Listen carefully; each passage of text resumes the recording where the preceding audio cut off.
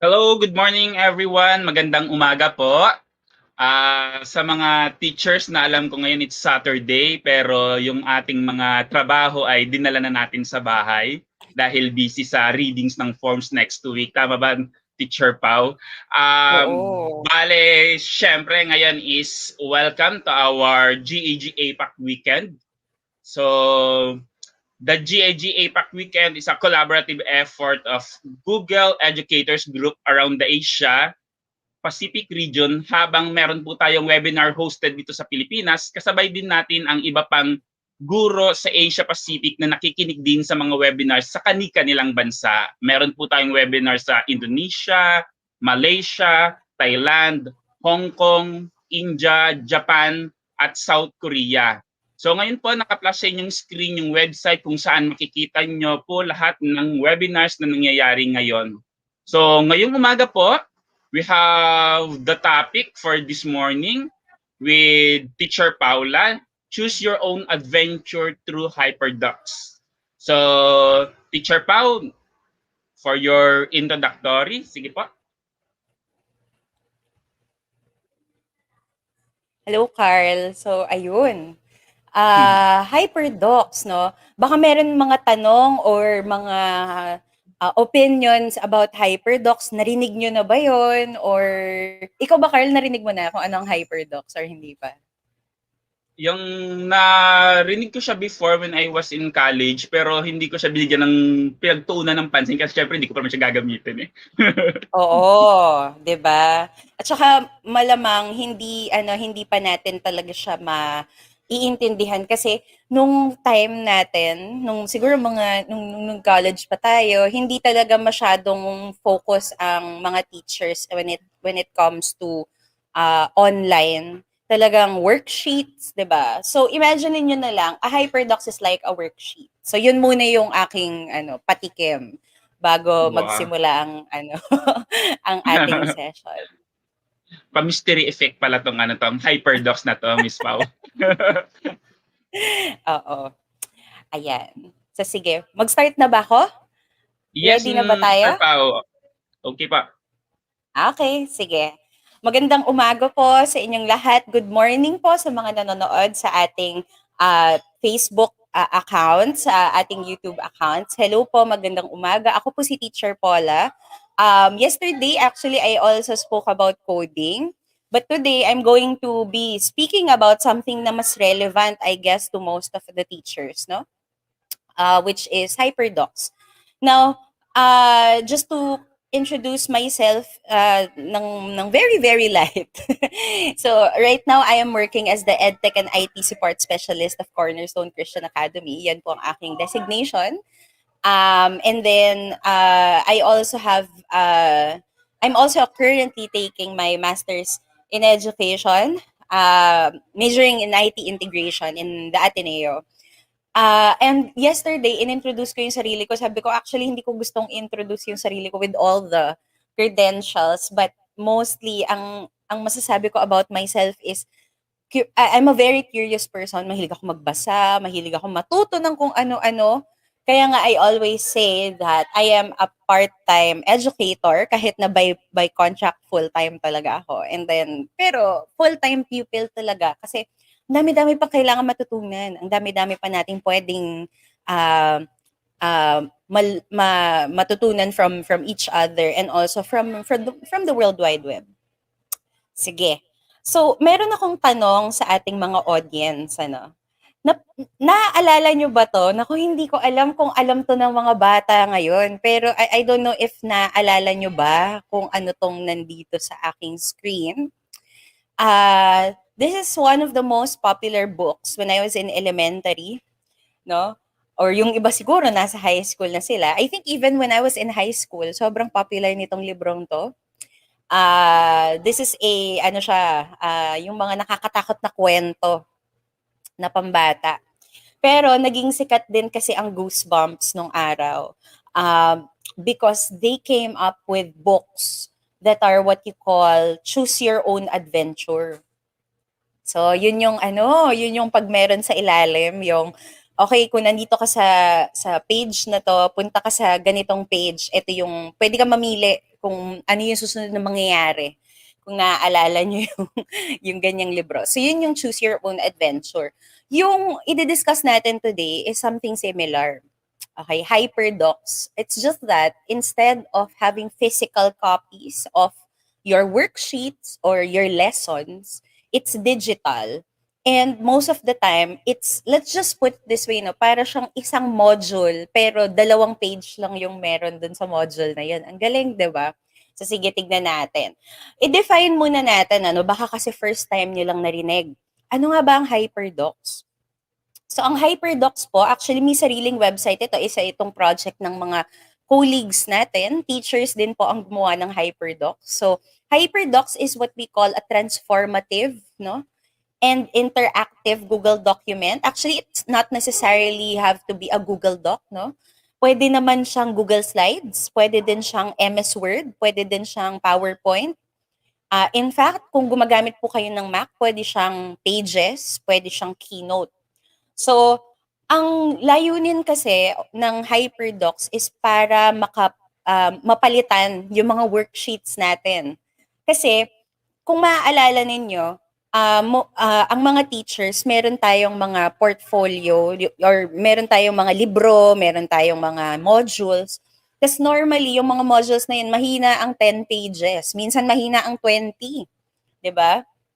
Pero si Hyperdocs, ang ginagawa niya is, it replaces a worksheet method, okay, para mas maging interactive ang mga bata. Para mas mag-interact ang mga bata to the teachers, tas at the same time magkaroon ng interaction din yung mga kids, magkaroon ng collaboration within themselves, and they will be able to freely share their thoughts. So yan ang Hyperdoc. So yung next slide ko po, inadapt ko po ito dun sa isang talk na na-attendan ko about Hyperdocs din. Kasi madalas meron tayong maling notion, ano, pag sinabing Hyperdocs, basta may mga link yan, ganon. So, or pag clinic mo, pupunta yun sa isang page, or pag clinic mo, maglo-launch siya ng isang website. Okay? So, if you're going to look at this one, ang Hyperdocs po, hindi lang siya tungkol sa, or hindi lang siya isang dokumento na punong-puno ng links. Meron itong boses ng teacher. Okay? Pwede niyong lagyan ng sarili niyong flavor ang Hyperdocs na mga ginagawa ninyo para sa inyong mga estudyante. Okay? Ang pinaka characteristic ng isang Hyperdocs is may ability ang mga estudyante to collaborate. Okay? Hindi lang siya tungkol sa puro links na ibibigay mo sa mga bata. Tapos at the same time, ang Hyperdocs po ay meron din, nakaka-create din kayo ng mga activities sa ilalim. Doon usually nagko-collaborate ang mga bata.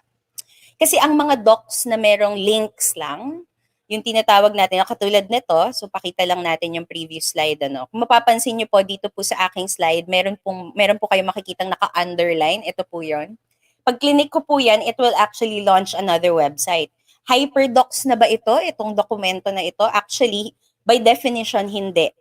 Kasi walang collaboration na nangyayari. Ang gusto natin sa mga estudyante, kapag binigyan natin sila ng Hyperdocs, magkaroon sila ng opportunity para mag-collaborate. Okay? Tapos at the same time, pag nagko-collaborate na sila, you will be able to see, okay, you will be able to create, makakapag-save kayo ng what we call a digital artifact ng mga estudyante. Usong-uso po sa preschool ang paggawa ng mga portfolio.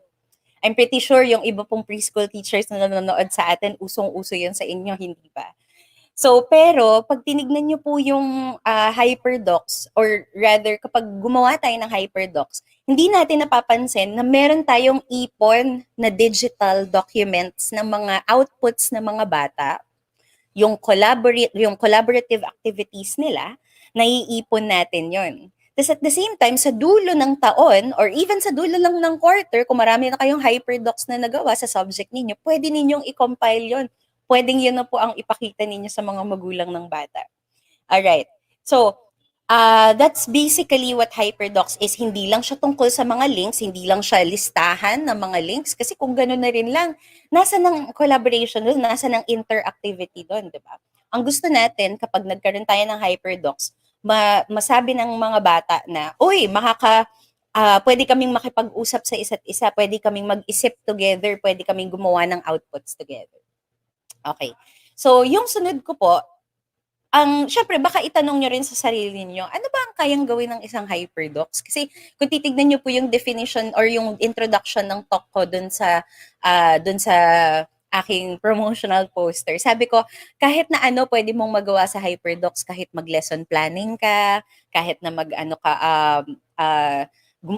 if you want to tell a story, kung gusto mong mag-lecture or kung gusto mong may ipagawa sa mga bata, kung mapapansin ninyo, maraming pwedeng gawin talaga si Hyperdocs. Pero let's try to define, let's try to enumerate ano ba yung kaya talaga niyang gawin. So first and foremost, Hyperdocs can actually compile, no? Yun nga. So magkakaroon ka muna ng mga links. Pero it's not all about the links or the resources that you will provide to the students. Normally, meron pong sinusundan na ang tawag doon, meron pong sinusundan na mga uh, sections ang Hyperdocs. Yun po yung mga naka italicize sa aking slide. Engage, explore, explain, apply, share, reflect, and extend. So I think meron po tayong question meron po tayong question sa ating. Ayan. Paano po nagkakaroon ng collaboration ng mga estudyante? So, tatandaan nyo lang na itong Hyperdocs kasi hindi lang naman yan para sa inyo. Hindi lang yan para sa teachers. Sinishare natin ito sa mga estudyante. We make a copy, no? Siguro maybe if you upload it in Google Classroom, you make a copy and then the students will be able to access the file. Okay, later I'll actually show you actual examples or samples of hyperdocs na ginawa na po ng ating mga kaguruan. Okay? At ang masasabi ko lang po, teachers, ang hyperdocs po, ang dami na niyang templates. Ililid ko kayo later para makita ninyo yung mga templates na ito. Kung meron po kayong tanong, wag po kayo mahiyang mag-comment. Tatry ko pong sagutin habang tayo po ay nasa session. Okay. Yung next naman is, eto na nga. So, you want to hear the voice of your students. Lalo na ngayon, na online tayo. Hindi tayo nagkakakitaan in terms of physical. Hindi rin natin napoprobe ang mga estudyante. Pero, ang Hyperdocs will allow students to collaborate. Kasi nga, online na tayong lahat eh. Pwede silang magtrabaho sa isang document lang. Maglagay sila doon ng kanilang mga learnings or ng kanilang reflections. And at the same time, pwede silang magbigay ng opinions nila. Pwede mo silang pasulatin doon. Sa mamaya papakitaan ko kayo ng sample.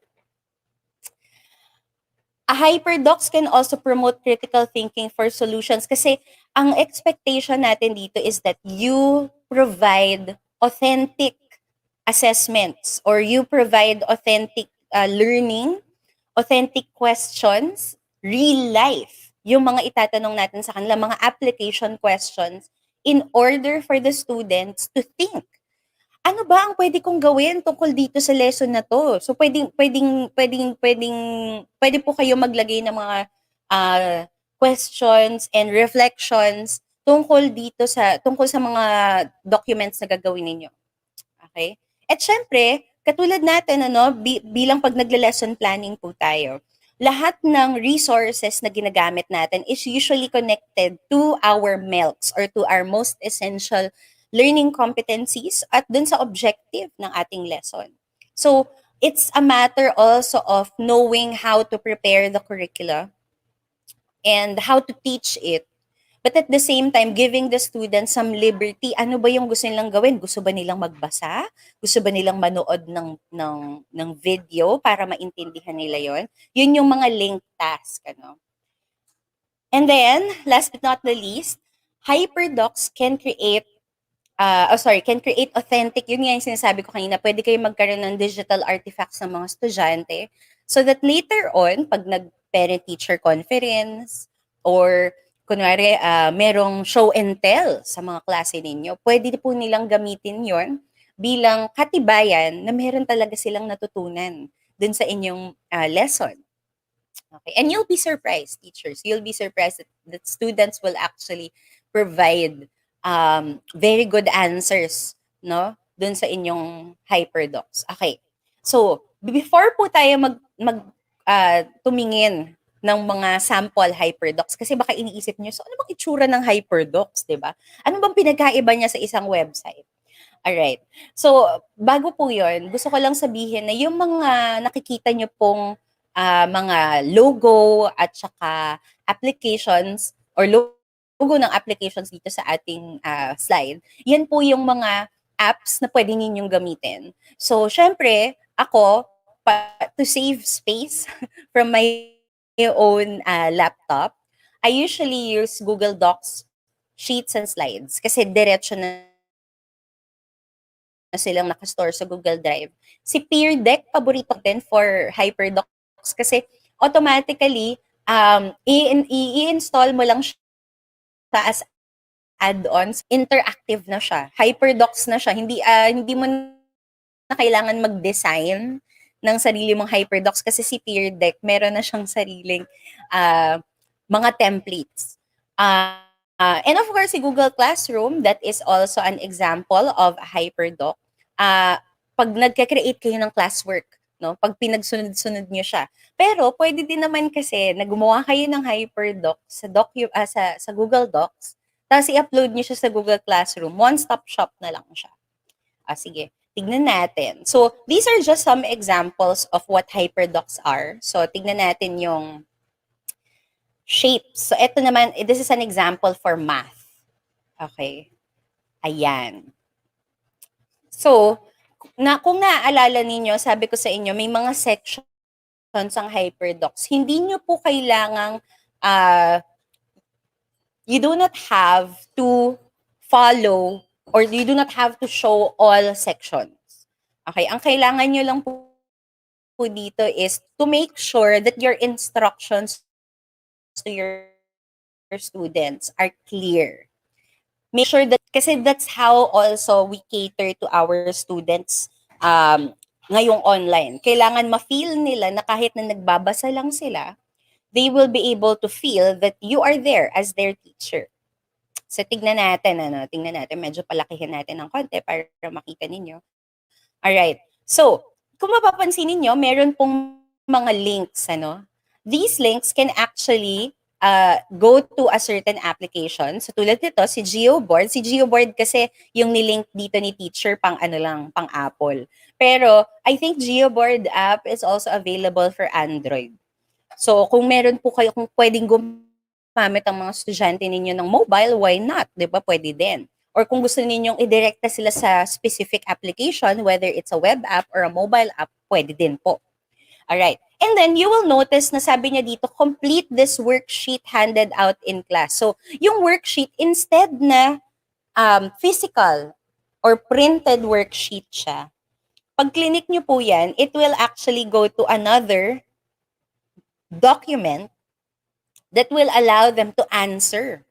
That will allow them to answer the question. So, may instruction. So, kumbaga, it's a module, okay, of your whole lesson. Pero normally, yun nga, ang Hyperdocs, meron ka lang mga 1 to 2 pages. Tapos nandun na lahat ng kailangan na malaman ng mga estudyante. So, balikan natin yan. Okay? So, you have a worksheet, so meron ka na. Tapos meron ka mga interesting questions dito so that you can engage the students also.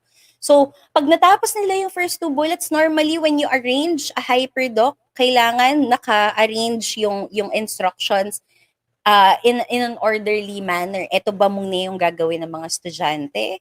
Tapos, ito ba yung susunod? So, kailangan alam nila. Pwede din po na instead na bullet points, gawin nyo siyang 1, 2, 3 para alam ng mga students na yun yung susundan nila one after the other. Alright. So, tapos at the same time, meron din pong parts dito in which you will be able to embed videos. So like this one, it goes to a Google site.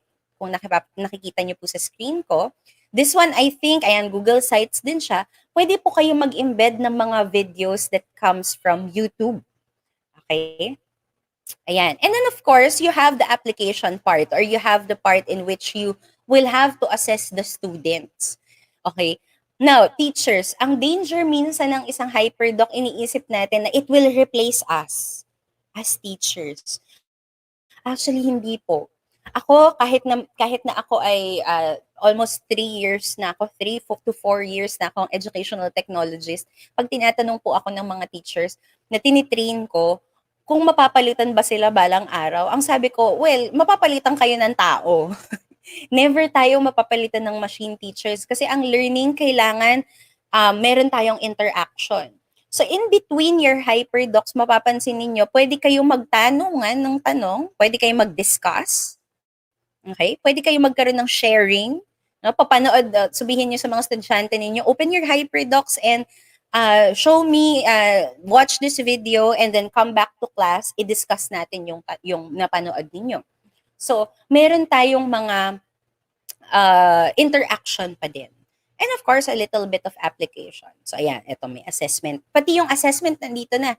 And if you're going to notice, the Hyperdocs is just 1 page. Yun na yung buong lesson mo. Okay? Naglagay ka lang ng instructions. Okay? Nag-embed ka ng links ng worksheet and maybe an app and a video, no? Or another website. And everything is there. Everything is there. So, let's look at another example. Kita ko po ulit ang isa pang example. Ito yung isa sa mga favorite ko. Now, I hope there are teachers who are watching right now na nagtuturo ng English sa high school. Actually, even those who are teaching English sa elementary, marami pong available na hyperdocs na ginawa na ng ating mga colleagues na pwede na nating gamitin. Sakto siya sa MELCs. So, tingnan natin. Ito naman, this is a hyperdocs done in Google Slides. So, ano siya?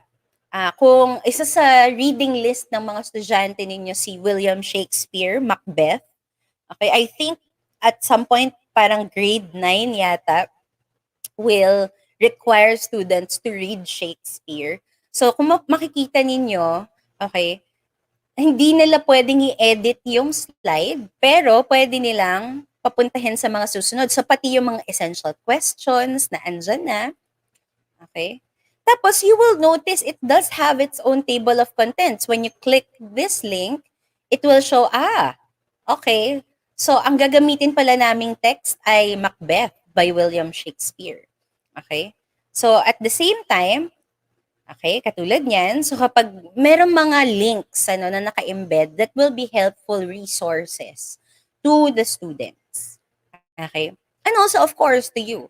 You're giving the students, by creating a hyperdocs, you are giving the students liberty to choose whether ito ba yung gusto nilang basahin na educational resource. Maybe pag na-explore nila to, sabihin nila, gusto ko pang matutunan. Or meron pa akong gustong ibang makita. So, for example, baka ito makatulong. So, pwedeng ganun siya. Tingnan natin yung... Okay. Balik tayo sa table of contents. So, yan. And then, kung mapapansin nyo po, pati yung final project nandito na rin. Ayan. Ito, isang sobrang daming options in order for the students to choose which kind of final project. Ito yung mga tinatawag natin na choice boards. So, pwede po kayo mag-embed ng maraming choices, na maraming resources for the students so that they can choose. They have the liberty to choose. Kasi, isipin natin, teachers, di ba meron tayong mga instances na may mga bata na mas keen sila to write rather than to draw, and vice versa. By giving them choice boards, just like this one, makikita natin na pwede silang mamili. No? Anyway, ang mangyayari lang naman dun is mababago ng bahagya yung rubrics na i-prepare natin. Pero kung meron na tayong stored rubrics, tas at the same time, willing tayo to explore other kinds of outputs, then well and good. I did this ang tinuturuan ko po kasi na nasubukan ko ng gumamit ng Hyperdocs sa grade 12 when I was teaching media and information literacy. Pinapili ko sila kasi alam ko na na yung mga enrolled sa humanities, mas keen sila on writing. Whereas the others, they are more keen on creating comic strips. So binigyan ko sila ng Hyperdocs and then sa dulo may choice board. Kayong bahala kung anong gusto ninyong output. Basta ito yung required content ng output. Okay? So, so explore lang natin, balik lang tayo ng konti para makita ninyo. So like here, you can embed in your Hyperdocs, you can actually embed videos. Okay? Ayan. So, meron ding mga instructions. So, like what I said, it's very important po na merong voice ng teacher yung gagawin ninyong Hyperdocs. Pwede nyo namang i-adapt yung mga samples at yung mga templates. In fact, the teachers who created Hyperdocs, no, free, wala po kayong babayaran. Ang saya-saya daw pag libre. So, pwede nyo naman pong i-edit. Kasi I think, katulad yan, click nyo lang po yung use template, then you will be able to download the whole document and, create your own that's more relevant to your context. So, yan yung, alright. Sige. Ito naman, yung pinakita ko kasi kanina na Macbeth by William Shakespeare, medyo ano siya, pwede ninyo na yatang gamitin yung Hyperdocs na yun for the whole quarter. O, diba? 20 slides lang siya. Pero pwede itong magamit, pwede itong magamit ng buong quarter na. Alright. Comments. Teacher Paola, Hyperdocs is an edtech that can... Yes. Opo. That's correct. Yung tinatawag na choice boards or yung flexible learning model. Yes. Ito yung isang example kung paano ninyo gagawin yung model na yun.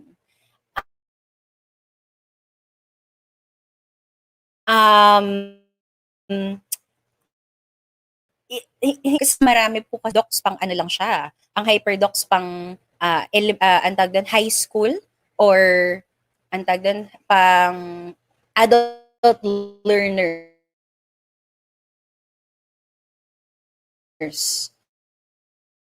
Yes, pwede siya. I can confidently say na pwede siya sa elementary. Yun nga lang, yung pinakita ko po sa kanina, yung show me what you know about shapes. Ang elementary po yun. Okay. Sige. Just in case po na ako po ay naputol, I think it's my internet connection. Sagutin ko lang po ulit yung na-mention ko kanina, no? Yes, if you are aware of the choice board type na flexible learning model, yes. Pwede nyo pong gamitin ng Hyperdocs for this. No? Kasi nga, yun nga, yung pinakita ko kanina na Macbeth, yung choice boards, ayun siya. So, pwede nyo pong gamitin yan. Definitely, pwede. So, tignan natin tong map moments. This is another example of a Hyperdoc. Okay. Ito kung mapapansin ninyo, one page, sobrang simple. 'Di ba? Ang kailangan nyo lang talagang gawin sa Hyperdoc, magkaroon kayo ng malinaw na instruction. Okay? Malinaw na instruction ang kailangan sa Hyperdocs. And tandaan nyo po, your voice as a teacher matters. Kailangan yung mismong Hyperdocs ninyo, parang kayo yung nagsasalita pag binabasa ng mga estudyante. At malinaw ang instructions ninyo. So for example, writers capture their special places and jot about the moments that matter there. So kung mapapansin niyo yung mga naka-underline, ayan katulad po nito, sabi niya, click here to get to our class map. Sheet slides, the iWork apps, the office apps, hindi lang siya tungkol doon. It would also matter if you know other apps that will help you teach the lesson. So for example, I think map moments, ang lesson nila dito is locations. So pwede nyo po actually turuan yung mga estudyante ninyo by getting their interest. So ano ba yung mga special places sa mga bata? Syempre yung bahay nila, yung school nila, Google Maps, try na tahan yung kanilang mga mapa. I think, access denied kasi hindi ako taga doon. Pero kung mapapansin nyo po, pwede kayong gumawa ng sarili nyong Google Maps. I hope na magkaroon ng talk about that sooner or later. I think later this afternoon, Sir Adrian will be talking about Google Earth. So that's actually another alternative to Google Maps. All right. And then you have independent work. Ayan. So, ito yung mga ine-expect ninyo na gagawin ng mga estudyante. Sa tulad kanina, sabi ko pwede ninyong numberan yung kanilang mga task. Okay? Tapos, at the end of it, dalawang links lang to pero Hyperdocs na siya. No? Kasi nag-collaborate yung mga estudyante sa isang mapa. Tapos at the same time, okay, pwedeng meron game. May game na ginawa yung teacher. Smarty Pins ang tawag. Actually, this is made by Google. All right? Tapos at the same time, meron silang collaborative work. Choose 3 classmates. Okay? So, ang Hyperdocs teachers, hindi lang po siya tungkol sa mga links na ini-embed natin, hindi lang siya tungkol sa mga design na ginagawa natin dun sa ating mga worksheets. It's actually about collaboration. And eto, pwede nyo po itong sundan. If you're starting about Google, about Hyperdocs, pwede nyo pong sundan itong worksheet na to. So, pwede nyo pong gawin, magkaroon lang kayo ng instruction, preliminary instruction, dito sa taas. And then you have your independent work. Okay? And then you have share. Kasi tandaan po ninyo, teachers, important na magkaroon ng sharing ang ating mga estudyante. Okay. So, there. So, again, you can choose from any apps. Ako, paborito ko rin app ang Padlet. Diyan ko pinapapost ang mga thoughts ng aking mga estudyante. Okay? Sa elementary, very effective ang Seesaw. You might want to explore that. And of course, ang isa sa mga paborito kong ginagamit is Peer Deck. Okay. Now, so baka tanungin niyo po ako, paano ba ako mag-create na to? Saan ba ako magsisimula? Okay. Pwede niyong picturean itong slide na to. You can screen capture it. And then, meron po akong in-embed dito actually na key sections. This is made by one of our teachers, colleagues, okay, na advocate din ng Hyperdocs. So, nag-screenshot ako nung kanyang mga listahan. Okay, I hope. Ayan. Alright. So, nag-screenshot ako ng kanyang mga listahan sa Engage, Explore. So, again, teachers, hindi nyo po kailangan na lahat ito present sa inyong Hyperdocs. It could be as simple as instruction. Okay? What to do. And then, the sharing or the collaborative activity that you can, na pwede nyo pong gawin. Okay? Na pwedeng gawin ng inyong mga estudyante. So again, this is not a hard rule. Hindi hard rule yung engage, explore, explain. Maganda kung meron. Pero hindi naman po kailangan. Tapos tatandaan nyo, teachers, the link icon is your best friend. So yung link icon po, kung mapapansin niyo, makikita nyo siya sa toolbar ng inyong app. So for example, let me just escape. Hanapin natin ang link bar. So for example, you want to link this one, makikita nyo, ayun siya. Ito po ang link. And when you try to click that, you can actually also link your slides. No? Kaya kung mapapansin niyo kanina, yung isang Hyperdocs natin, na example, yung Macbeth na Hyperdocs, meron siyang table of contents. Na pag in-access yun ng estudyante or in-access yun ng isang teacher, pwede na niyang i-click lang kung saan niya gustong pumunta. Okay? So, pwede niyo pong lagyan ng, for example, next slide. So, etong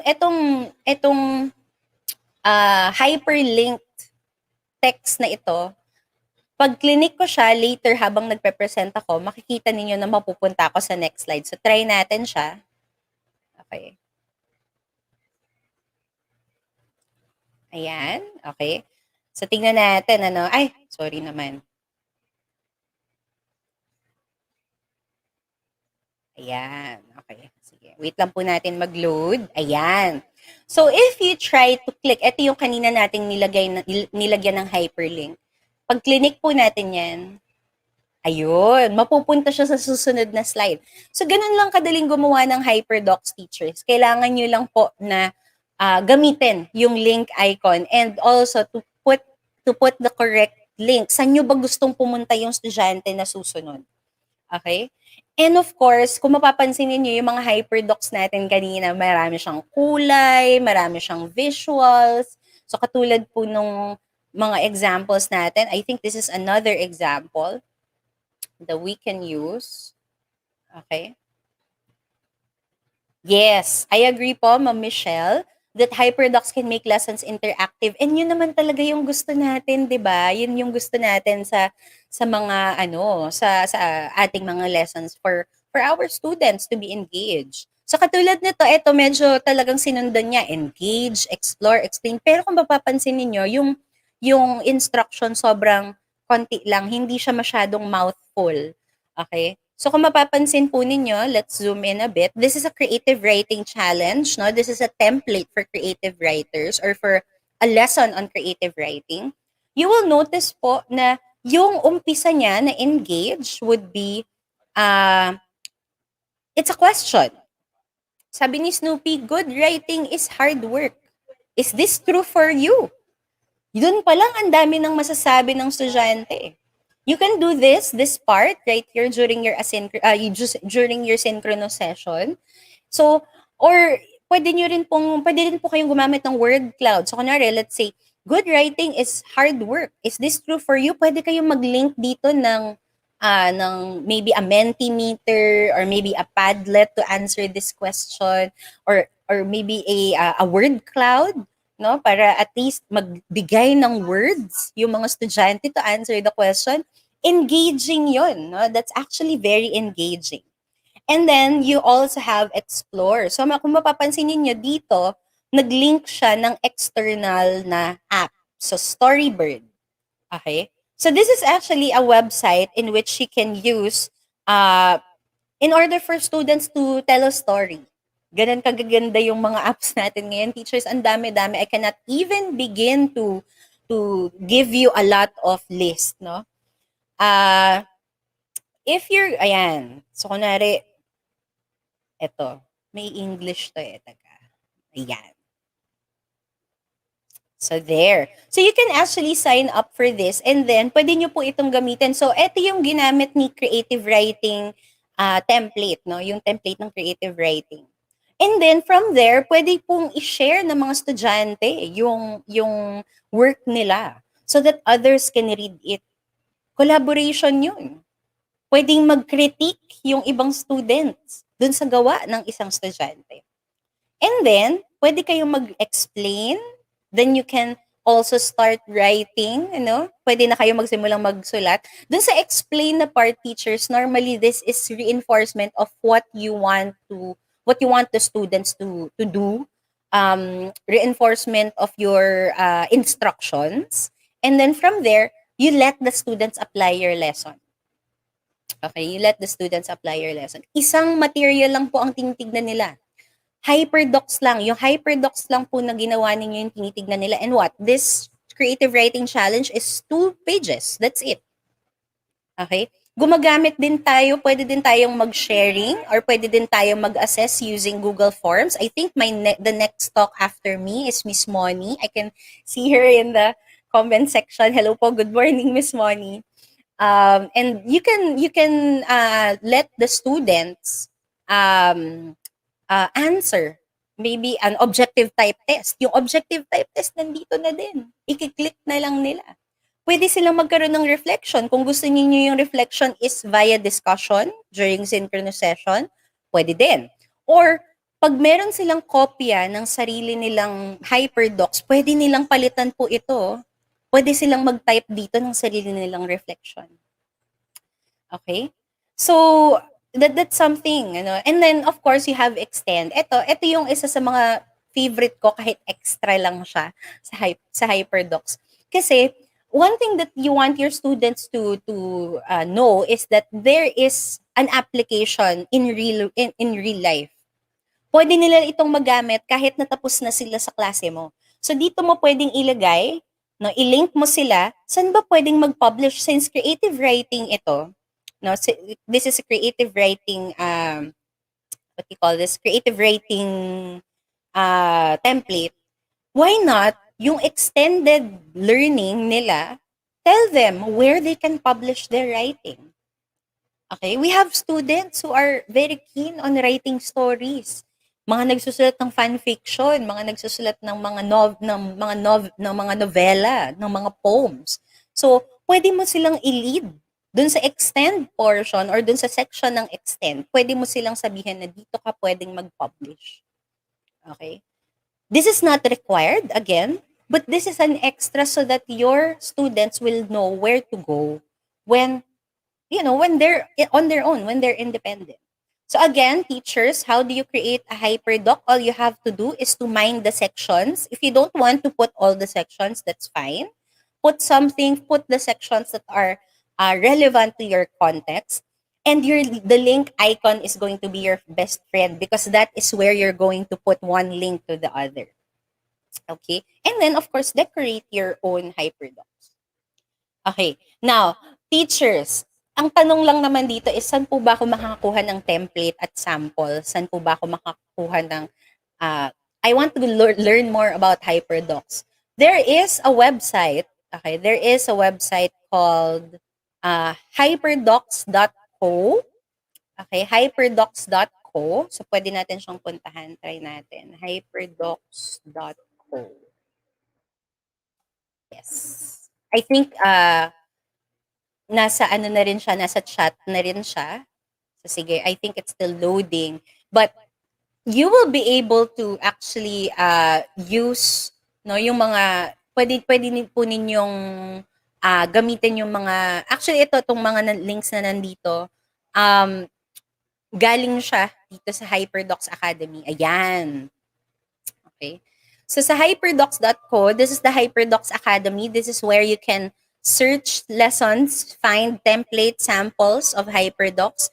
If you want to get into the courses that they offer, why not? This is for free. Free courses po ito lahat. I think ang dito sa website na to, ang binabayaran lang is yung libro. Meron sila, actually nagsulat sila ng libro about Hyperdocs. Okay? And this is very interesting because their main apps used were Google Apps. Google Workspace yung ginamit nila. And then they have so many explanations, so many examples and advice that you can follow as you create your own Hyperdocs. So, I hope teachers na marami kayong natutunan. Actually, mahina ang isang oras. Normally, pag gusto ko magturo ng Hyperdocs, medyo matagal-tagal, mga 3 oras. Pero I'm very pleased that I got this opportunity. Kasi, hindi na po hindi lang ito yung pwede nating magamit, no? Hindi lang worksheets ang pwede nating magamit sa real life scenarios sa ating classroom. What we can also use is something that is interactive sa mga estudyante natin. Tapos at the same time, teachers, don't be scared to explore. Sabi ko nga kahapon dun sa talk ko about coding. I think that's applicable for any educational technology aspect. Failure is an option. Okay lang mag-fail. Pero yun nga, parang as you fail, you learn from it. So with Hyperdocs, ganun din. No? Tingnan ninyo, gawa kayo ng sobrang simpleng Hyperdocs lang. Lagyan niyo ng instruction, lagyan niyo gawin ninyong interactive para sa mga estudyante ninyo. Tapos at the same time, pag natapos ninyo yung lesson ninyo na may isa kayong Hyperdocs na nagawa, from there, tignan niyo na, ano pa yung pwede kong i-improve? No, bilang gumagawa na ako ng Hyperdocs, nakagawa na ako ng isa, why not? So, yun. So, marami pong salamat, teachers. And if you have questions, please feel free to ask. Yes, thank you, Teacher Pau. Napaka-informative at talagang magagamit ngayon. Kasi before talaga itong Hyperdocs is I think yung binanggit nga ni Teacher Pau kanina na akala ko hyperlink lang. Pero ang kagandahan kasi talaga ni Hyperdocs is hindi maano si bata, ating estudyante, hindi siya masyadong madaming gagawin. Na pag nakita niya yung one page lang, tuwan-tuwa si bata. Ibig sabihin baga, yung masasayahan si bata kasi one page lang yung gagawin niya but hindi niya alam na we have different embedded na activities na i-enjoy ni bata. So isang page lang pero ang dami niya, and sabi nga ni Teacher Pau kanina is napaka-interactive and collaborative nitong ganitong activity kay bata. I'm looking for the questions pero parang wala, and kanina kasi ang tanong ko talaga agad is yung template.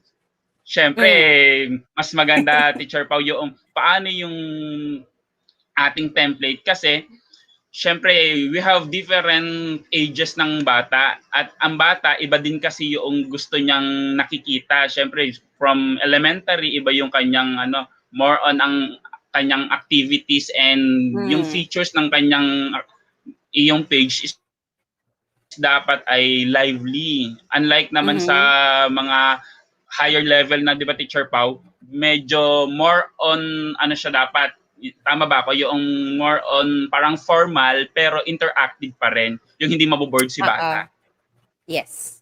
So, meron din kasing mga, so katulad nga nung sabi ko kanina, merong mga dun sa hyperdocs.co, meron na silang mga templates talaga. So kasi tayo, 'di ba, syempre most of the time we're scared to start from scratch. Most of the time kailangan natin ng konting push coming from our own colleagues. So, ang suggestion ko, so when you go to hyperdocs.co, meron kayong makikita doon sa taas na find. Tapos meron ng mga samples dyan. Templates, for example. Tapos normally, the templates and the samples are subject-based or topical-based na siya. So kunwari, let's say, ito yung, dito ko kinuha yung creative writing challenge natin. Meron ding mga templates on, let's say, for example, yan, respiration, photosynthesis. So, subukan natin tong si Hero's Journey, kung anong itsura niya. And then, meron din pong, ayan, so this one, so ito, template na siya. So, kunwari, for example, yung topic ninyo is Heroes of the Philippines. Kunwari, yun yung topic sa social studies.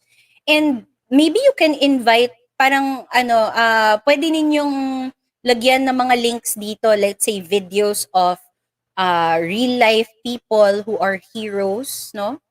Or maybe kwento ng isang hero natin, pwedeng si Rizal, pwedeng si... So, and then you can also, you can be as creative as, invite someone. Ayan, yung meron dito, meeting the mentor. So, pwedeng, for example, kung may oras talaga kayo, lagyan niya dito ng maybe you can put the Google Meet link in which ito yung araw na pwede nilang pasukan yung Google Meet na yon. Tapos, nandun yung i-interviewin nila na real life hero na buhay.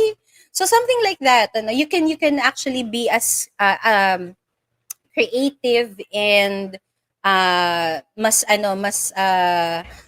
relevant sa inyong context. Kasi really, alam mo, Sir Carl, depende kasi siya talaga sa context ng mga guro natin. Kaya yung mga templates, magagamit talaga nila yan. Magagamit nila yan for yung Teacher Pau, how about this one? Paano daw magkakaroon ng collaboration yung ating student with this Hyperdocs? Okay. So yung collaboration kasi, ang mangyayari dito, alright? For example, meron kasing mga Hyperdocs na that would allow, let's say, students to type their thoughts or their reflections on a certain document. Okay? So, dun pumapasok ngayon yung collaboration. So, katulad kanina, like what I said, hindi lang porket ito yung nakikita nyo ngayon, hindi lang ito yung Hyperdocs. Actually, part ng Hyperdocs yung paglabas mo dun sa mismong document at pag-connecta mo, let's say, sa Padlet, sa Edpuzzle, sa iba pang mga applications na ginagamit ninyo. So, doon pumapasok ngayon yung collaboration. Kasi ang iniisip natin, madalas ang collaboration dapat nakikita natin sa isang document na actually hindi. Pwede kang lumabas doon sa document, so maglagay ka lang ng link dyan na parang, let's share our reflection using this Padlet. So pag clinic mo yung Padlet na yun, pag clinic mo yung link na yun coming from your Hyperdocs, it will open another app in which students can collaborate. So, pwedeng ganon. Or pwede naman, kung gusto nyo rin, ang pinakasimpleng collaboration would be, dito makikita mo na, let's say for example, lagay mo dito na, write one sentence to share your insights about our lesson for today. So makikita mo yung mga estudyante, nagta-type sila ng lesson, ng kanilang thoughts ng sabay-sabay. Tigo one sentence sila. So that's actually collaboration. And this can also be a planning document. This is, hindi ko lang maipakita sa inyo kasi that's, of course, no, medyo output kasi siya ng mga students ko. But what I did for my TLEICT class, I think grade 9 and 10, I gave them a document. Sabi ko, dito kayo mag-collaborate. Pindutin nyo lang yung links, ma-open na yung coding activity ninyo, and then from there, can you please put your reflection? That's a very simple hyper document. I hope I answered the question. Yes naman, Teacher Pao. And napakaganda kasi pwede siyang parang synchronous and asynchronous. So, thank you po sa ating napakagaling na speaker, Teacher Pao, and sa ating mga audience po na nakikinig in YouTube or any platforms na meron po tayo. And sana po marami tayong natutunan, and wag na wag po nating kalimutan na sagutan po yung ating evaluation form. Yung link po ay nasa chat box na at naka-flash na po sa inyong screen. And once na ma-fill upan po ninyo si evaluation form, meron po tayong chance or meron kayong chance na manalo ng GCE Level 1 test voucher just answering the evaluation form. So yun, may free, yung $10 po ang worth ng ating GCE Level 1. So meron kayong makukuhang free. We will also be sending out e-certificates of participation.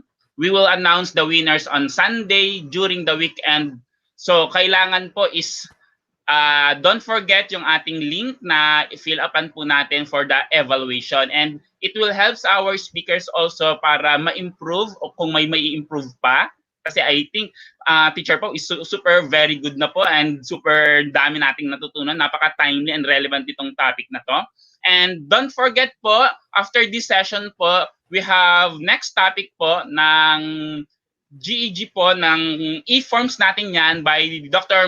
Monigin Espeleta. So, check out po natin yun sa ating GEG, and thank you very much po. I think I'll end this, Teacher Pao, with a very congratulations kay Teacher Pao for very inspiring and napakagandang topic na sa tingin ko is matututo ang educators like us and mga estudyante for very interactive. So, good luck everyone for Hyperdocs, and sana po ay marami tayong natutunan. Thank you po, salamat po sa ating lahat. Salamat, Carl. Goodbye, everybody.